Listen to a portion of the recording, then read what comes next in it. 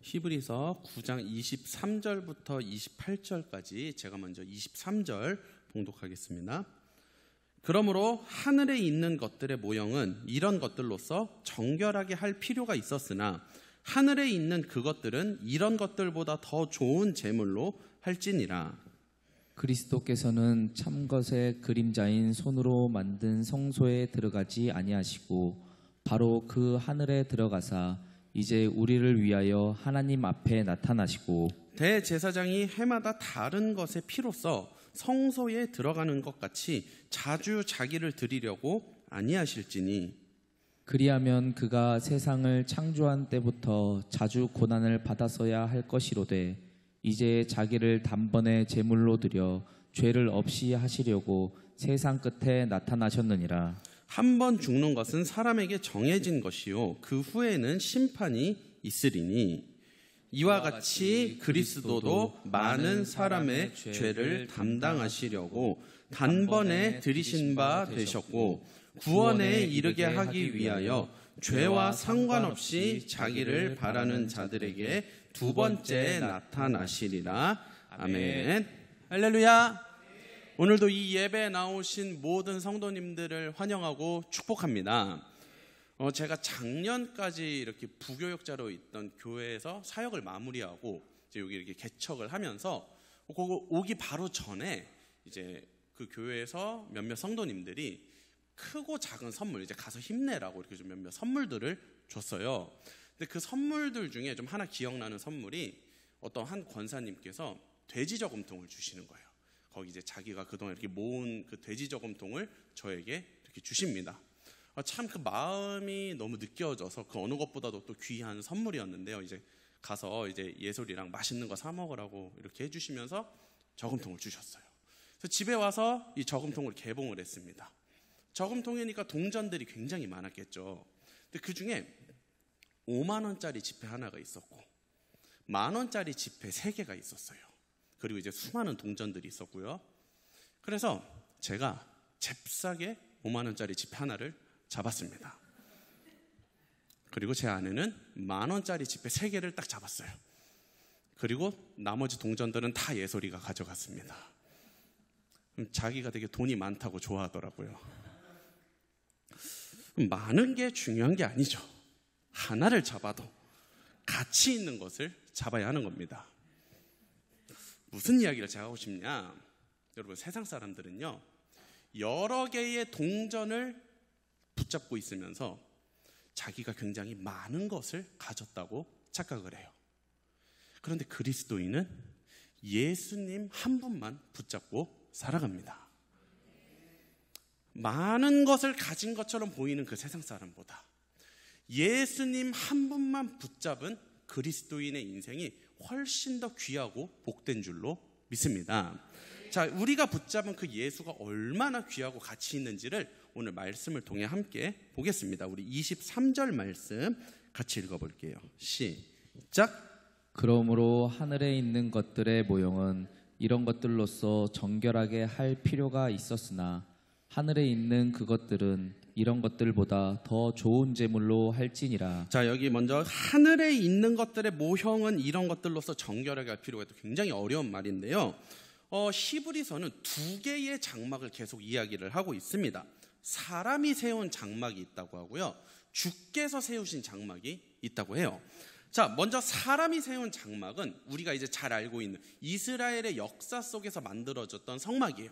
그래서 이스라엘 백성들이 제사를 드리는 그 성막이 사람이 세운 장막이고, 근데 히브리서는 이런 사람이 세운 장막 외에 장막이 하나 더 있다고 해요. 이게 바로 주께서 세우신 하늘 장막이라고 부릅니다.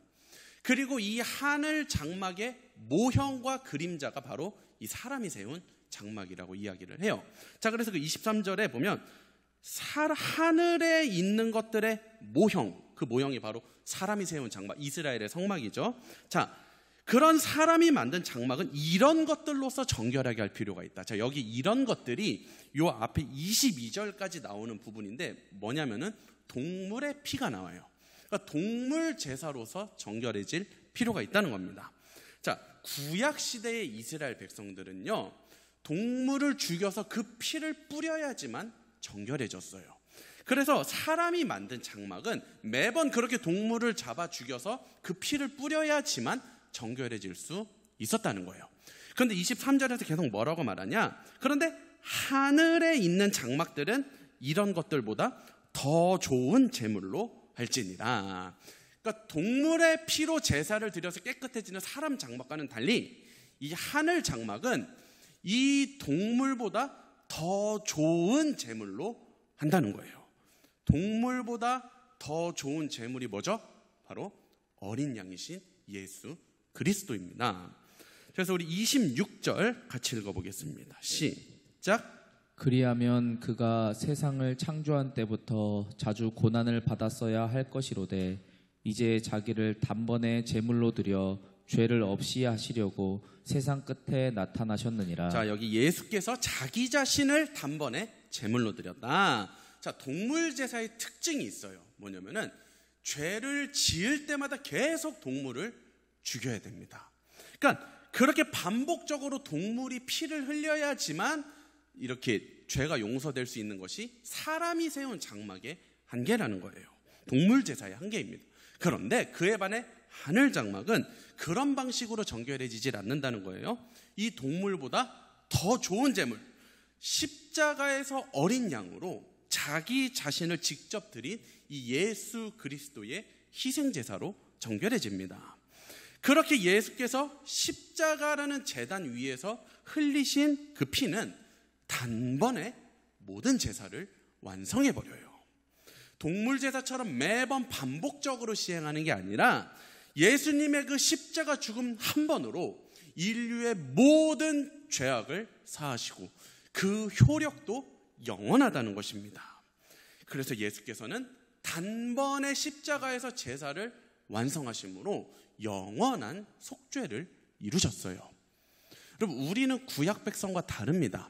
죄를 지을 때마다 동물을 잡을 필요가 없어요. 왜냐하면 예수께서 단번에 그리고 영원한 속죄를 이루셨기 때문입니다.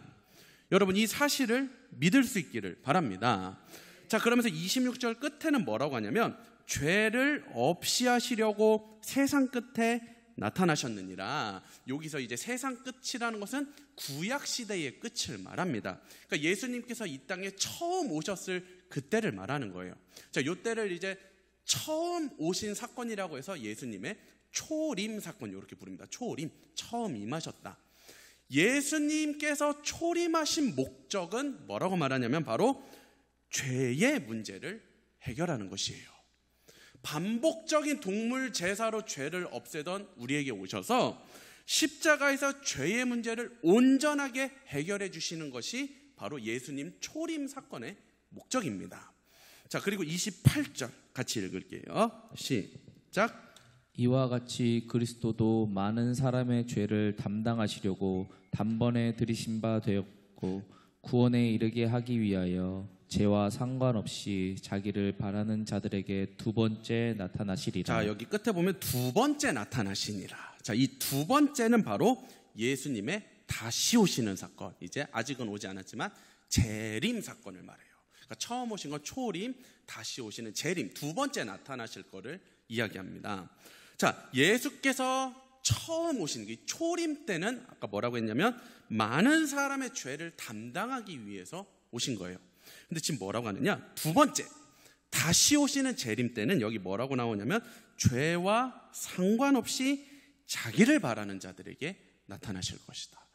죄와 상관없이 자기를 바라는 자들에게 나타나신다. 이게 과연 무슨 말일까요?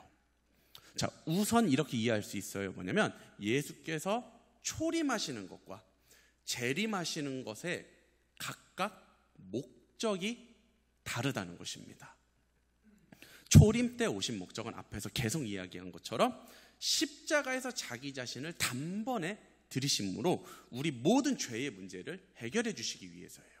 자, 그런데 재림 때 오시는 목적은 그런 죄의 문제와는 상관이 없다는 것입니다. 이미 십자가에서 초림 때 그 죄의 문제를 다 해결했기 때문이에요.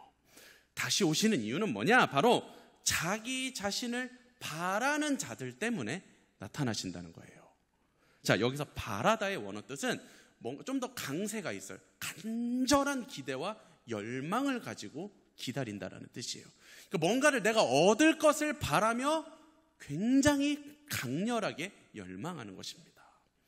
그러니까 이렇게 예수를 기다리는 자들 때문에 그들을 구원으로 이끄시기 위해서 다시 오신다고 약속하셔요. 참, 여기까지 다시 정리할게요. 예수님의 초림과 재림은 각각의 목적이 다릅니다. 성격도 달라요. 초림하신 이유는 죄의 문제를 해결하기 위해서이고, 재림, 다시 오시는 이유는 바로 예수님을 간절히 기다리는 자들 때문입니다. 자, 그럼 여기서 중요한 게 있어요. 바로 그리스도인들의 신앙의 태도와 마음입니다. 바로 이 예수님의 목적과 우리의 신앙이 일치해야 한다는 거예요. 우리 신앙이 다시 오실 예수님의 목적과 일치하기 위해서는 어떤 마음으로 신앙생활을 해야 돼요? 어떻게 하면 내 죄를 없앨 수 있을까? 이게 아닙니다. 다시 오실 그 예수 그리스도를 정말로 간절하게 갈망하고 기다리는 신앙생활을 해야 되는 거예요. 그럼 구약의 성도들은요, 어떻게 보면 그 초림의 목적, 죄의 문제를 해결받는 그게 신앙의 목적이 될 수 있어요. 왜냐면 그때는 아직 예수님이 오시기 전이잖아요. 그러니까 그때는 어떻게 하면 내 죄를 없이 할 수 있을까? 어떻게 하면 내 죄의 문제를 해결할 수 있을까? 이걸 목적으로 신앙생활하는 게 맞을 수도 있어요. 그런데 분명히 성육신하신 하나님, 예수 그리스도께서 조림하셔서 십자가에서 모든 죄의 문제를 단번에 해결하셨습니다. 그렇다면 이제 그 초림 이후의 성도들은 좀 달라야 돼요. 구약 백성들과는 다른 신앙을 가지고 살아야 한다는 것입니다. 어떻게 하면 내 죄가 용서받을까가 아니라 이 초림과 재림 그 사이를 살아가는 성도들은 다시 오실 예수 그리스도를 간절히 기다리는 마음으로 신앙생활을 해야 한다는 거예요. 자, 그러면은 이 다시 오실 예수를 기다리는 신앙이 구체적으로 무엇인지를 얘기하기 전에 먼저 오늘날에도 여전히 구약 백성처럼 살아가는 이 자들에 대한 이야기를 좀 해볼게요. 오늘날 신앙인들을 보면 여전히 구약 백성처럼 살아가는 분들이 있어요. 어떻게 하면 내 죄의 문제가 해결될 수 있을까? 어떻게 하면 내 죄가 다 용서될 수 있을까? 물론요, 여러분, 이게요, 아직 예수를 영접하지 않은 불신자들은 당연히 이런 고민을 할 수 있죠. 충분히 할 수 있는 고민입니다. 그런데 분명히 예수를 영접하고 교회를 다니고 있고, 그리고 분명 예수께서 죄의 문제를 다 해결하셨다는 이 말씀을 수도 없이 들었어요. 그런데도 여전히 고민해요. 정말로 괜찮을까? 정말로 예수님이 죄를 다 해결해 주신 게 맞을까? 혹시 내가 그 죄의 문제를 해결하기에 뭐가 이렇게 좀 추가적으로 할 거는 진짜 없는 걸까? 여러분, 이거 언뜻 들으면 좀 귀한 신앙처럼 보일 수도 있어요. 아유, 그래도 죄의 문제를 좀 해결하려고 하는 건데 좋은 거 아닌가요? 이렇게 생각하실 수 있겠지만요, 십자가의 복음을 정확하게 들었다면, 예를 들어 그걸 못 들었으면 당연히 이런 고민을 하겠지만, 정확한 십자가의 복음을 들었는데도 여전히 자기 죄의 문제가 해결되었는지를 고민하는, 믿지 못하는 사람들의 속마음을 제가 말씀드릴게요. 그 속엔 뭐가 있냐? 여러분, 이들이요, 죄의 문제에 대해서 고민하는 것은 세상에 대한 욕심을 완전히 접고 하나님의 뜻대로 살기 위해서 하는 고민이 아닙니다. 말씀에 순종하기 위해서 하는 고민이 아니라는 거예요. 그 반대쪽입니다. 뭔가 세상의 것을 조금 취하고 싶고, 내 욕심대로 좀 살고 싶고, 내 육신의 정욕대로 살고는 싶은데 뭔가 이제 신앙인으로서 양심이 찔릴 때, 그때 하는 고민이 바로 이거예요. 자, 예를 들어서 술을 너무 먹고 싶어요. 그런데 뭔가 마음에 찔리는 거예요. 그러니까 이런 고민하는 거예요. 술 먹어도 죄의 문제는 해결될 수 있을까? 어떤 부정한 방법으로 내가 돈을 벌고 싶어요. 그러면은 내가 그런 부정한 행동을 해도 정말 이 죄의 문제 해결할 수 있을까? 내가 뭐 음란한 행동을 하고 싶어요. 내가 이 행동을 해도 예수님의 십자가가 정말 용서해 줄까? 이런 식으로 이게 하나님의 뜻대로 살고 싶어서 하는 고민이 아니라 반대, 불순종하고 싶어서 하는 고민이 바로 죄에 대한 고민인 거예요. 그러니까 세상의 것들을 조금 더 취하고 싶은데, 이 세상을 조금 더 내 마음대로 살고 싶은데 그게 뭔가 성경의 가치와는 어긋나는 것 같으니까 그때 하는 고민이 바로 이 죄의 문제를 해결받는 것에 대한 고민입니다. 여러분, 이런 사람들에게는요, 괜찮다고 말해서도 안 되고요, 그렇다고 안 괜찮다고 말해서도 안 돼요. 예수께서 십자가에서 단번에 다 해결하셨어요. 그러니까 그런 죄 지으셔도 죄 짓고 회개하시면 됩니다. 여러분, 이렇게 말해주잖아요. 그럼 이 사람들 이제부터 마음 놓고 정욕대로 삽니다. 자기 하고 싶은 대로 살아요. 그렇게 죄는 마음껏 지어놓고 이제 아무 의미 없는, 마치 주문해오듯이 예수님 잘못했습니다, 회개해놓고 용서받았다고 착각하며 살아갑니다. 그래서 이들에게 절대로 괜찮다고 말해줘서는 안 돼요. 자, 그런데 또 그렇다고 안 괜찮다고 말해서는 안 됩니다. 예수님의 십자가가 아무리 해결했어도 당신 그런 죄는 해결할 수 없습니다, 뭐 이런 식으로 나오면 또 마치 십자가의 제사의 성격에 대해서 오해할 수가 있어요. 십자가의 능력을 제한시켜 버릴 수가 있습니다. 자, 그럼 이들에게는 어떻게 말해줘야 되느냐? 당신은 아직 복음을 제대로 이해하지 못했습니다. 이게 가장 정확한 답변이에요.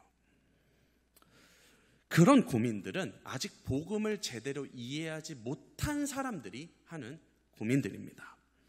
자, 십자가의 복음을 선포받았는데도 여전히 죄의 문제를 고민한다? 이거요, 아까 구약 백성으로 살아가는 거라고 했잖아요. 여전히 구약 백성으로 살아간다는 건 뭐냐? 아직 예수님이 마치 오시지 않은 것처럼 살아가고 있는 것입니다. 다시 말하면 그 이야기는 예수의 이 십자가 복음이 아직 완전히 그 사람에게 뿌리 내리지를 못하는 거예요. 그러니까 이런 사람을 복음을 머리로는 아는데, 지식으로는 아는데, 이 예수 그리스도의 십자가 의가 완전히 거기에 힘입지를 못한 것입니다. 그러니까 쉽게 말하면 아직 눈을 뜨지 못한 상태인 거예요. 여러분, 우리의 모든 죄의 문제를 해결하신 예수 그리스도의 십자가 의를 온전히 입게 되면요, 그래서 복음을 제대로 이해하게 되면요, 영적인 눈을 뜨게 돼요. 복음이 제대로 들어가면 영적인 눈을 뜹니다. 자, 이 영적인 눈을 뜨면 보이는 게 있어요. 그게 뭐가 보이느냐? 우리 전도서 1장 2절 말씀 같이 읽어보겠습니다. 시작. 전도자가 이르되 헛되고 헛되며 헛되고 헛되니 모든 것이 헛되도다. 자, 뭐가 보이냐? 복음으로 눈을 뜨면 이 세상의 모든 것들이 헛되다는 것이 보이기 시작해요. 이 세상에는 소망이 없다는 사실을 발견한다는 거예요. 아까 복음을 제대로 이해하지 못한 사람이 세상을 취하고 싶어서 죄에 대한 고민을 하는 것은 아직 그 세상에 소망이 있다고, 뭔가 그 세상이 나를 즐겁게 해줄 거라고 생각하기 때문에 그런 고민을 하는 것입니다. 복음을 온전히 이해한 사람, 십자가의 의가 여기 제대로 들어온 사람은 영적인 눈을 뜨게 되는데요, 거기서 보이는 게 있어요. 바로 이 세상의 것들이 헛되다는 것과 그 세상이 절대로 내게 소망이라는 걸 줄 수 없다는 걸, 그 세상이 절대로 나를 만족시키지 못하는 것을 보게 됩니다. 한 인터넷의 어떤 스타 강사가 한 말이, 스타 강사 굉장히 잘 나가거든요. 이분들 아마 굉장히 비싼 아파트 사는 것 같아요. 자기가 사는 집을 얘기해 주더라고요. 그 한강뷰 아파트라고 하죠. 우리나라 최고 비싼 아파트, 한 30억에서 많게는 40억까지도 한다고 해요. 자, 거기 들어가면 좋을 것 같죠. 근데 거기 들어가 본 사람이 말하는 거예요. 딱 2번 좋대요. 처음에 계약하기 전에 집 보러 갔을 때 1번 좋고, 그리고 잔금 치르고 나서 입주했을 때 1번 좋고, 이렇게 딱 2번 좋고 그 다음부터는 똑같아진다고 하더라고요. 왜냐하면 인간은 적응의 동물이기 때문입니다. 이게요, 당장은 좋은데 시간이 지나면 그 모든 게 다 무뎌져요. 그럼 좋았던 감정 다 사라지고 다시 그러면 그냥 그 사람에게는 똑같은 집에 불과한 겁니다. 여러분, 이게 바로 세상이에요. 세상이 우리를 속이는 겁니다. 그런 집에만 들어가면 일평생을 행복하게 살 거라고 우리를 속이는 게 세상이에요. 근데 처음에만 행복하지 조금만 지나면 적응하고 무뎌져서 똑같아진다는 거예요. 그리고는 계속 더 큰 자극만을 끝없이 원하는 겁니다. 그래서 저 정도면 잘 살 것 같은데 왜 저렇게 욕심을 내지? 그게 세상의 모습인 거예요. 제가 증거를 하나 제시할게요. 진짜 세상이 그렇다는 걸. 여러분이 만약에 집에 가서 딱 냉장고를 열었을 때 먹을 것이 있다면, 그래서 그 먹을 것을 꺼내서 먹을 수 있는 그 정도 수준이라면 여러분은 전 세계 상위 25%의 부자라고 합니다. 여러분, 우리는 그냥 아무렇지도 않게 냉장고를 열어서 그 안에 있는 걸 먹을 수 있는 이 삶이요, 나머지 75%의 사람들에게는 전 세계 단 한 번이라도 그런 삶을 좀 살아봤으면 하고 꿈꾸는 삶이에요. 누군가에게는 꿈과 같은 이 삶이 지금 여러분의 인생이에요. 근데 여러분, 지금 세상 기준에서 행복하신가요? 아닐 거예요. 그 누구도 내가 냉장고를 열고 물을 마실 수 있다는 것에 감사할 수 있는 사람은 아무도 없습니다. 왜요? 우리 이미 여기에 다 무뎌졌거든요. 누군가에게는 꿈과 같은 인생이 우리는 너무 당연하게 받아들여지고 무뎌지고 더 높은 거를 또 우리는 원하고 있어요. 똑같아요. 이게 똑같은 겁니다. 아파트도 한강뷰 아파트 입주하면은 정말 기쁠 것 같지만 또 몇 주 지나면 적응해서 무뎌지고 똑같아지고 그러면 다시 공허해지고 그럼 더 위로 올라가기에 또 거기 욕망의 노예가 돼서 살아가는 거예요. 복음을 온전히 이해하잖아요. 바로 이게 깨달아지기 시작합니다. 세상이라는 것은 헛된 것이고 우리에게 그 어떤 소망도 줄 수 없고 그 세상이 절대로 나를 채워줄 수 없다는 것을 분명히 보게 돼요. 세상 다 가져본 솔로몬 왕의 결론이 결국 그거예요. 헛되고 헛되도다. 그 헛되고 안개 같은 것 잡으려고 발버둥 치고 거기에 혹시 소망이 있을까봐, 그 세상이 혹시 나를 즐겁게 해줄까봐 죄를 지어서라도 그것들을 취하고 싶은 게 복음이 없는 사람들의 모습입니다. 그런 것들이 마치 내게 즐거움과 행복을 준다고 속아 넘어가서 세상을 살아가요. 그러나 복음을 이해한 자들은 이 세상에 소망이 없음을 깨닫게 됩니다. 그런데요, 또 중요한 사실이 있어요. 이 세상이 소망이 없고 헛되다는 것, 그래서 공허하고 허무하다는 것은 사실은 또 깨닫는 사람들이 많아요. 아까 그런 인터넷 스타 강사들도 깨닫고요. 그리고 또 기가 막히게 잘 깨닫는 사람들이 있어요. 그 불교의 스님들. 기가 막히게 깨닫습니다. 그래서 다 머리 깎고 그 산속에 들어가는 거예요. 세상 헛되니까. 그리고 인생을 오래 사신 어른분들 중에서도 몇몇 분들은 이런 것을 깨닫는 분들이 있어요. 복음이 아니더라도. 그런데 중요한 거는요, 복음은 거기서 한 걸음 더 나아갑니다. 이 세상이 헛되고 소망은 그 어디에도 없다는 것에서 오직 복음만이 깨닫게 해주는 게 있는데 소망이 있다는 거예요. 이 세상에 좀 통찰력 있는 사람들, 아니면 그 불교의 그 스님들은 그냥 인생은 그런 거다, 헛된 것이다, 그냥 인생은 그렇게 살아야 된다 이러고 끝나요. 근데 복음은 거기서 끝나지 않아요. 그런 모든 것에는 소망이 없는데 유일한 소망이 있습니다. 그 소망이 바로 예수 그리스도입니다. 세상 그 어떤 것도 내게 기쁨을 줄 수 없고 결국은 허무해지는 거예요. 그런데 유일하게 내게 기쁨을 주실 수 있는 분, 유일하게 나를 채워주실 수 있는 분, 내게 유일하게 소망을 주실 수 있는 분이 존재하는데 그분이 바로 예수라고 선포하는 것이 복음입니다. 그래서 이 세상에서 소망을 찾지 않고 그 예수 안에서만 소망과 기쁨과 즐거움을 찾으면서 살아가는 인생이 뭐냐? 바로 다시 오실 예수를 기다리는 인생입니다. 간절히 바라고 열망하는 거예요. 이 사람들이 왜 그렇게 예수를 기다리느냐?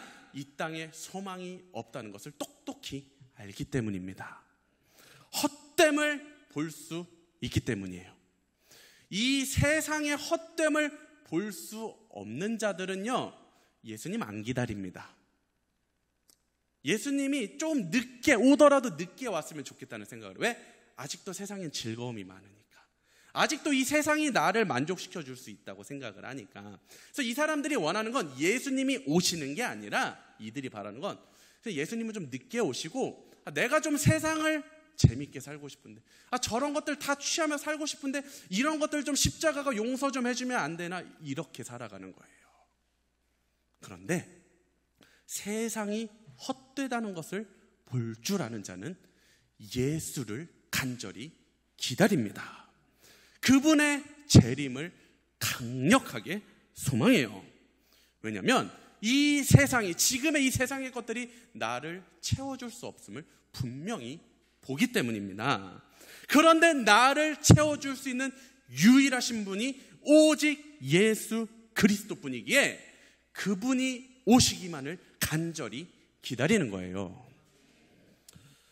여러분, 이런 자들 때문에 예수님이 다시 오시는 겁니다.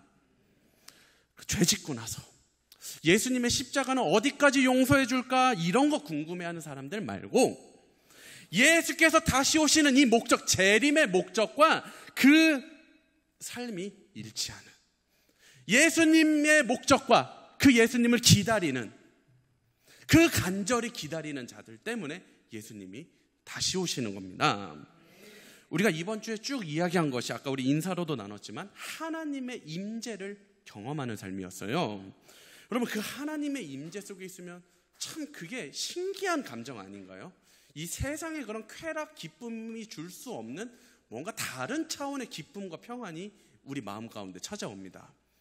자, 그런데요, 중요한 것은 우리가 계속 그렇게 좀 살고 싶은데 그렇게 살 수가 없다는 거예요. 그렇죠?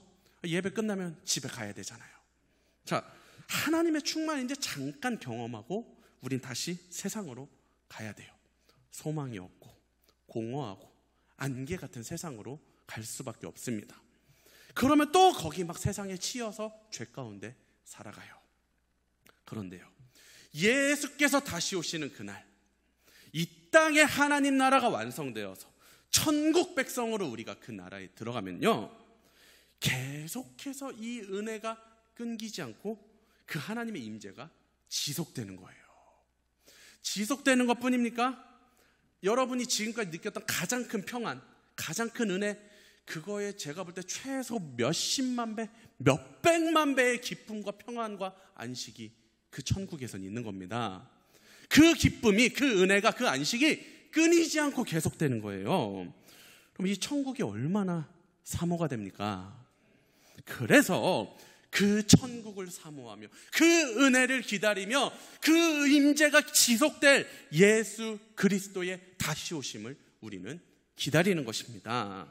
무슨 시시하게 내가 요 죄 지어도 십자가가 용서해 줄까, 이런 수준 낮은 구약의 신앙이 아니라 예수의 십자가 의를 힘입어서 온전하게 복음을 이해하고, 그래서 영적인 눈이 떠서 이 세상에 헛됨이 보이고, 그리고 오직 예수 그리스도에게만 소망이 있음을 발견하는 인생이 되는 것입니다. 그래서 그 예수를 통해 누리는 하나님의 임재가 너무 좋아서 그 임재가 지속되기를 바라는 마음으로 이 땅을 살아가는 것이 올바른 성도의 모습인 거예요. 예수께서 다시 오시는 이 목적과 일치하는 신앙인 것입니다. 여러분, 이 소망 없고 공허한 세상 아직도 그렇게 좋으십니까? 이 세상에 소망이 없음을 볼 수 있는 눈을 뜨기를 간절히 바랍니다. 소망은 오직 예수 그리스도 안에만 있다는 것을 깨닫기를 바랍니다. 여러분, 동전 10개 가지실래요? 5만 원짜리 지폐 하나 가지실래요? 세상 영양가 없는 여기저기에서 계속 소망과 즐거움 찾아다니실래요? 아니면 유일한 소망이신 가장 귀한 예수 그리스도를 붙잡겠습니까? 소망 없는 이 세상이 아니라 유일한 소망인 예수를 붙잡을 수 있기를 바랍니다. 다시 오실 그분을 간절히 기다리며 살아가는 참된 성도가 되시기를 주님의 이름으로 축복합니다. 기도하겠습니다. 하나님 감사합니다. 우리로 하여금 어떤 마음으로 신앙생활을 해야 될지, 초림 때 모든 죄의 문제를 해결하신 그 은혜에 힘입어서 이제는 우리가 여전히 죄에 매여서 그 죄의 문제만을 해결받길 바라는 그런 신앙에서 벗어나서 이 십자가의 의로 이 세상의 헛됨을 볼 줄 알고 오직 예수 안에만 소망이 있음을, 그 예수님만 날 채워줄 수 있음을 깨닫는 자가 되어서 다시 오실 그 예수 그리스도를 기다리는, 천국을 사모하며 살아가는 복된 신앙이 우리 모두에게 있게 하여 주시옵소서. 그리하여 없어질 안개 같은 세상 따라가는 것이 아니라 영원한 기쁨 대신 유일하게 나를 채워주실 예수 그리스도만 붙잡으며 나아가는 우리 모든 은혜의 문교회 성도님들 되게 하여 주시옵소서. 감사를 드리며 예수님의 이름으로 기도드립니다. 아멘.